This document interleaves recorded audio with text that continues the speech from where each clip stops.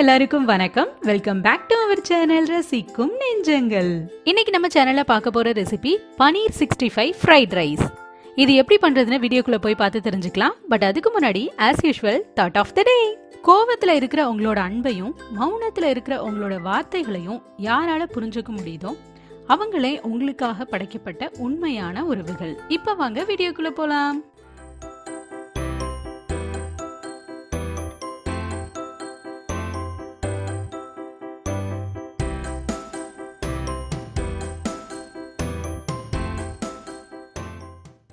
இந்த ரெசிபி செய்கிறதுக்கு நான் இன்னைக்கு ஒரு 100 கிராம் அளவுக்கு பனீர் எடுத்து அதை சின்ன சின்னதாக இந்த மாதிரி கியூபாக கட் பண்ணி எடுத்திருக்கேன். இப்போ பனீர் 65 ஃபஸ்ட்டு ரெடி பண்ணிக்கலாம். அதுக்கு ஒரு மசாலா மிக்ஸ் ரெடி பண்ணணும். ஃபஸ்ட்டு ஒரு பவுலை எடுத்துட்டு அதில் ஒரு 2 டீஸ்பூன் அளவுக்கு சோள மாவு கார்ன்ஃப்ளவர் மாவு சேர்த்துக்கோங்க. அப்புறமா ஒரு அரை டீஸ்பூன் இல்லை 1 டீஸ்பூன் அளவுக்கு அரிசி மாவு சேர்த்துக்கோங்க. அடுத்து 1 டீஸ்பூன் அளவுக்கு கரம் மசாலா சேர்த்துக்கோங்க. கூடவே ஒரு 2 டீஸ்பூன் அளவுக்கு சிக்கன் 65 மசாலா, எந்த பிராண்ட் மசாலா வேணாலும் சேர்த்துக்கலாம். ஒரு அரை டீஸ்பூன் அளவுக்கு காஷ்மீரி மிளகாய் தூள் சேர்த்திருக்கேன். அதுக்கப்புறமா ஒரு நல்ல கலர் வேணும் அப்படிங்கிறதுக்காக ஃபுட் கலர் ரெட் கலர் வந்து நான் சேர்த்திருக்கேன். அது வந்து ஆப்ஷனல் தான், வேண்டாம்னா நீங்க அவாய்ட் பண்ணிக்கலாம். அப்புறமா தேவையான அளவு உப்பு சேர்த்துட்டு கொஞ்சமா தண்ணி சேர்த்து நல்லா பேஸ்ட் மாதிரி ரெடி பண்ணிக்கோங்க.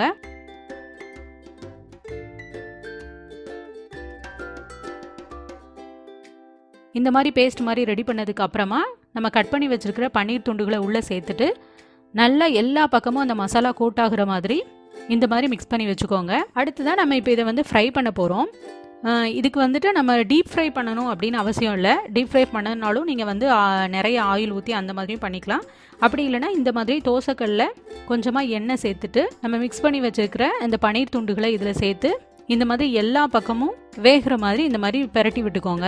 இந்த மாதிரி எல்லா பக்கமும் வெந்ததுக்கு அப்புறமா சூப்பராக நமக்கு வந்து பனீர் 65 வந்து ரெடி ஆயிரும். இதை வந்து தனியாக எடுத்து வச்சிடலாம். இப்போ அடுப்பு பற்ற வச்சுட்டு கடாயை ஹீட் பண்ணிக்கலாம். இதுக்கு தேவையான காய்கறிகள்லாம் நான் என்னெல்லாம் எடுத்திருக்கேன் அப்படின்னா, ஒரு பெரிய வெங்காயம் வந்து இந்த மாதிரி நீல நிறமாக கட் பண்ணி வச்சிருக்கிறேன். அதுக்கப்புறமா ஒரு தக்காளி, சின்ன தக்காளி அப்படிங்கிறதுனால 2 எடுத்திருக்கேன். பெரிய தக்காளினா ஒன்று போதும். அப்புறமா ஒரு 5லேருந்து 7 பீன்ஸ் வந்து எடுத்துட்டு இந்த மாதிரி குட்டி குட்டியாக கட் பண்ணி வச்சுக்கோங்க. அடுத்ததான் ஒரு 2 மீடியம் சைஸ் கேரட்டும் இந்த மாதிரி கட் பண்ணி வச்சிருக்கேன். அப்புறமா முட்டைக்கோஸும் சேர்த்திருக்கேன். இது வந்து ஆப்ஷனல் தான். உங்களுக்கு சில பேருக்கு வந்து முட்டைக்கோஸ் ஸ்மெல் வந்து பிடிக்காது, அந்த வாசம் பிடிக்காது. அப்படி பிடிக்காதவங்க அதை வந்து அவாய்ட் பண்ணிடலாம். கொஞ்சமா குடமிளகாயும் கட் பண்ணி வச்சிருக்கேன். இப்போ கடை ஹீட் ஆயிருச்சு. இப்போ தேவையான அளவுக்கு நம்ம யூஸ் பண்ற குக்கிங் ஆயில் வந்து சேர்த்துட்டு, ஆயில் வந்து நல்ல செம ஹீட்டாக இருக்கணும். நம்ம ஹோட்டலெல்லாம் பண்ணுறதே பார்த்துருப்போம். ஆயில் வந்து நல்ல ஹீட்டாக இருக்கணும். ஹை ஃப்ளேம்லேயே வச்சுக்கோங்க. அதில் ஃபஸ்ட்டு பெரிய வெங்காயம் நம்ம கட் பண்ணி வச்சுருக்கோம்ல, அதை வந்து ஃபஸ்ட்டு சேர்த்துக்கிறோம். அது நல்லா வதங்கினதுக்கு அப்புறமா நம்ம கட் பண்ணி வச்சுருக்கிற எல்லா காய்கறியும் அடுத்தடுத்து சேர்த்துக்கோங்க.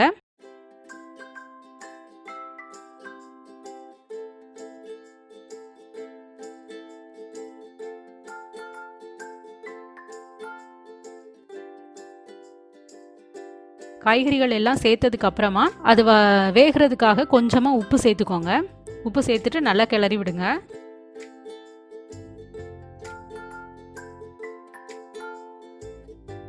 இப்போ காய்கறிகள் எல்லாமே ஓரளவுக்கு நல்லா வெந்துருச்சு. இது ஃபுல்லாக முட்டைக்கோஸ்லாம் ஃபுல்லாக வேகணும் அப்படின்னு அவசியம் இல்லை.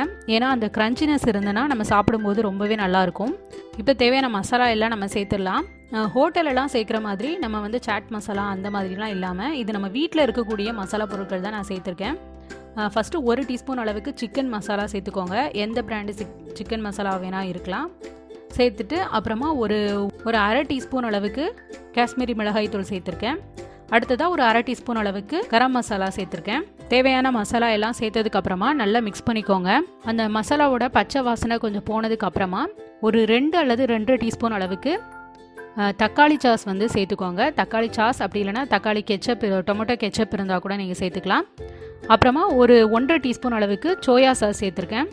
சேர்த்துட்டு எல்லாத்தையும் நல்லா மிக்ஸ் ஆகுற மாதிரி நல்லா கலந்து விட்டுக்கோங்க. அடுத்ததாக இப்போது நம்ம வடித்து ஆற வச்சுருக்கிற பாஸ்மதி ரைஸை வந்து உள்ளே சேர்த்துக்கிறேன். ரைஸில் தான் செய்யணும் அப்படின்ட்டு அவசியம் இல்லை. நீங்கள் நார்மலான வீட்டில் யூஸ் பண்ணுற அரிசியில் கூட செய்யலாம். இப்போ சாதம் சேர்த்ததுக்கு அப்புறமா நல்லா கலந்து விட்டுக்கோங்க. அந்த மசாலா எல்லாமே ஒன்றோட ஒன்று நல்லா பைண்ட் ஆகிற அளவுக்கு நல்லா கலந்து விட்டுக்கோங்க. இப்போ ஹோட்டலெல்லாம் பார்த்தீங்க அப்படின்னா அது வந்து எல்லாருக்குமே செய்வாங்க. எல்லா கஸ்டமர்ஸையும் மைண்டில் வச்சுட்டு செய்வாங்க. ஸோ அந்த ஃப்ரைட் ரைஸ் அப்படிங்கும்போது ரொம்ப உதிரியாக அப்படி இருக்கும். பட் நம்ம வீட்டில் செய்கிறோம் அப்படிங்கும்போது நம்ம வீட்டில் இருக்கிறவங்க எப்படி சாப்பிடுவாங்களோ அதை மைண்ட் பண்ணி தான் நம்ம வந்து செய்ய வேண்டியது இருக்கும். ஸோ குழந்தைங்களும் சாப்பிடுவாங்க அப்படிங்கும்போது கொஞ்சம் சாப்பாடை வந்து நம்ம ரொம்ப விதையாக பண்ண முடியாது இல்லையா? அப்படி பண்ணி கொடுத்தோம் அப்படின்னா அவங்களுக்கு வந்து ஜீரணம் ஆகாது. அதனால் அதை மைண்டில் வச்சுட்டு நீங்கள் பண்ணுங்கள். நான் இன்றைக்கி அப்படி தான் பண்ணியிருக்கேன். அப்புறமா நம்ம ஆல்ரெடி ஃப்ரை பண்ணி வச்சுருந்த பனீர் 65யும் இதை உள்ளே சேர்த்துட்டு ஒன்றோட ஒன்று சேர்கிற மாதிரி நல்லா கலந்து விட்டுக்கோங்க.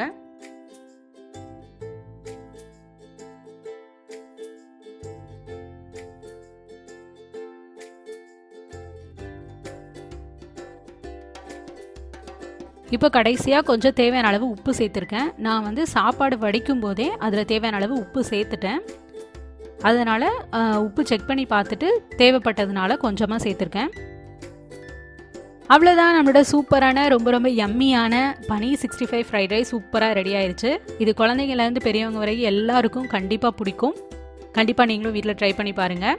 ஓகே, அவ்வளோதான். இந்த வீடியோ உங்களுக்கு பிடிச்சிருந்துச்சு அப்படின்னா குட்டியாக லைக் கொடுங்க. இந்த வீடியோ யாருக்காச்சும் யூஸ்ஃபுல்லாக இருக்கும் அப்படின்னு தோணுச்சுன்னா கண்டிப்பாக ஷேர் பண்ணுங்கள். இந்த வீடியோ பற்றின உங்களோட கருத்துக்களை மறக்காமல் கமெண்ட்டில் கீழே சொல்லுங்கள். முக்கியமாக நம்ம சேனலை சப்ஸ்கிரைப் பண்ண மறக்காதீங்க. சப்ஸ்கிரைப் பண்ணிட்டு கூடவே இருக்கிற பெல் ஐக்கானை கிளிக் பண்ணி ஆல் அப்படின்ற ஆப்ஷனையும் கொடுத்துக்கோங்க. அப்போ தான் ஃபியூச்சரில் அப்டேட் பண்ணக்கூடிய ஒவ்வொரு யூஸ்ஃபுல்லான வீடியோட நோட்டிஃபிகேஷனும் உங்களுக்கு தவறாமல் வந்து சேரும். அப்புறம் நான் எப்பவுமே சொல்கிற மாதிரி நம்ம வாழ்கிற லைஃப் ஒரே ஒரு தடவை தான். ஸோ வாழ்கிற வரைக்கும் ஹாப்பியாக இருங்க, ஜாலியாக இருங்க, சந்தோஷமாக இருங்க, சிரிச்சுக்கிட்டே இருங்க. இன்னொரு இன்ட்ரெஸ்டிங்கான சூப்பரான யூஸ்ஃபுல்லான வீடியோவோட நான் உங்களை மீட் பண்ணுறேன். இவ்வளோ நேரம் பொறுமையாக இந்த வீடியோவை பார்த்து ரசித்த அத்தனை ரசிக்கும் நெஞ்சங்களுக்கும் மிக்க நன்றி. வாழ்க பாரதம், வளர்க நம் தமிழ்.